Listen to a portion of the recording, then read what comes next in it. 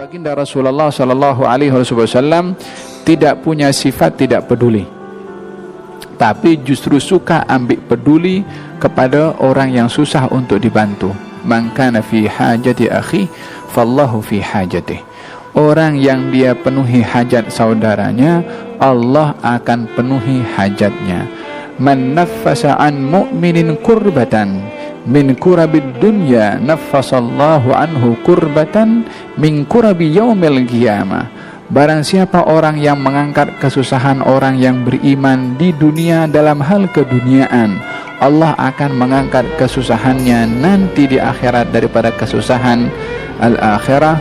Demikian sabda Nabi sallallahu alaihi wa ala alihi wasallam. Idzan perlu ada sifat peduli kepada orang yang susah untuk dibantu. Baginda Rasulullah ketika mendapatkan susu dan waktu itu ada hanya Abu Hurairah, maka Nabi suruh panggil kepada mereka yang susah, ashabus suffah tadi. Maka kata Abu Hurairah, ini kalau 70 orang datang nak dapat bahagian seberapa banyak ini, kalau 70 orang semuanya lapar semua. Maka sampai tapi ini perintah Nabi, maka dipenuhi juga sampai 70 orang datang. Maka baginda Rasulullah suruh Abu Hurairah kau tuangkan kepada masing-masing itu. Pula Abu Hurairah disuruh disuruh tuangkan. Kan boleh untuk bagi sesuatu bergilir macam tu. Tak, Nabi suruh Abu Hurairah untuk tuangkan 70 orang. Walihada kita ini digalakkan bila mana ingin memberi duit kepada orang, sedekah kepada orang, baik itu zakat ataupun yang lain.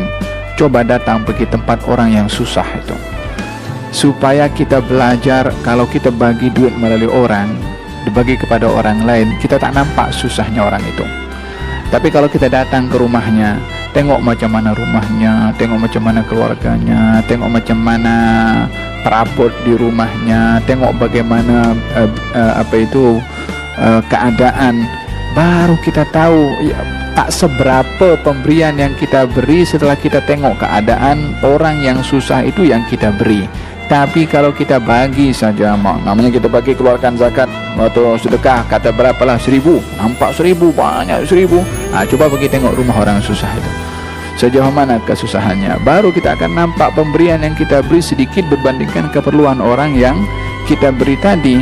Walihada Abu Hurairah diperintahkan untuk memberikan minum kepada sampai 70 orang. Last sekali Nabi SAW suruh Abu Hurairah minum. Kata Abu Hurairah, tak mahu susu ini habis terlebih dahulu sebelum Rasulullah.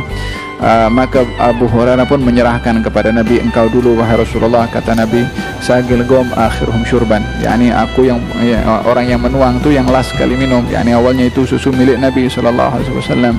Maka diperintahkan Abu Hurairah untuk minum, tapi Abu Hurairah minumnya sikit karena khawatir habis. Nabi tak dapat bagian, diminum sikit diberikan kepada Abu Hurairah. Maka Nabi SAW mengatakan kepada Abu Hurairah, minum lagi wahai Abu Hurairah. Diminum lagi oleh Abu Hurairah sampai berkali-kali. Nabi suruh juga minum wahai Abu Hurairah. Kata Abu Hurairah, ya Rasulullah, inni la ajidu lahu maslakan. Dah tak ada ruang nak masuk, dah full dah sampai sini dah, kata Abu Hurairah kepada Nabi SAW. Barulah sekali diminum oleh Nabi.